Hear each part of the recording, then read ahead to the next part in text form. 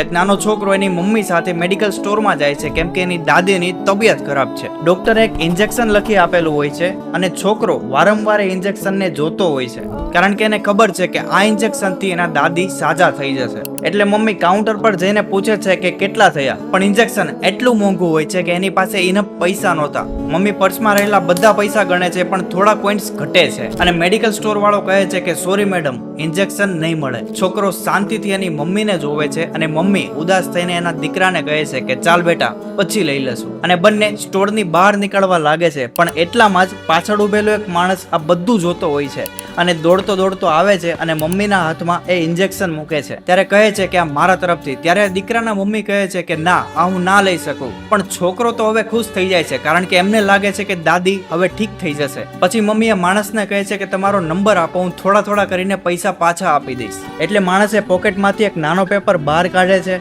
અને કંઈક લખવા લાગે છે અને લખતા લખતા એક વાત કહે છે કે જ્યારે હું આ છોકરાની ઉંમરનો હતો ને ત્યારે મારા પપ્પા હોસ્પિટલમાં એડમિટ હતા અને ત્યારે અમારી પાસે પણ દવા લેવાના પૂરતા પૈસા નહોતા. ત્યારે એક માણસે આવી જ રીતે અમારી મદદ કરી હતી. ત્યારે મારા મમ્મીએ પૂછ્યું હતું કે તમારું એડ્રેસ આપો. ત્યારે એ વ્યક્તિએ એટલો જવાબ આપ્યો હતો કે ભવિષ્યમાં કોઈ બીજું મુસીબતમાં છે ત્યારે તું એની મદદ કરજે. આટલું કહીને પેપર છોકરાના હાથમાં મૂકી દે છે અને જવા લાગે છે. ત્યારે મમ્મી પાછળથી પૂછે છે કે તમારું નામ તો કયો. ત્યારે એ વ્યક્તિ હસીને એટલું જ કહે છે કે એક અજાણ્યો માણસ. પછી છોકરો ને મમ્મી ઘરે પહોંચે છે અને દાદીને ઇન્જેક્શન આપે છે અને ખુશખુશાલ બધી જ વાતો દાદીને કરે છે કે આજે એક બહુ સારા વ્યક્તિએ અમારી મદદ કરી અને સાથે એક આ પેપર પણ આપ્યું. દાદી કહે છે કે બેટા બતાવ તો આ પેપરમાં શું લખ્યું છે. અને જેમ જ દાદીએ પેપર ખોલે છે એટલામાં જ એની આંખોમાં આંસુ આવી જાય છે.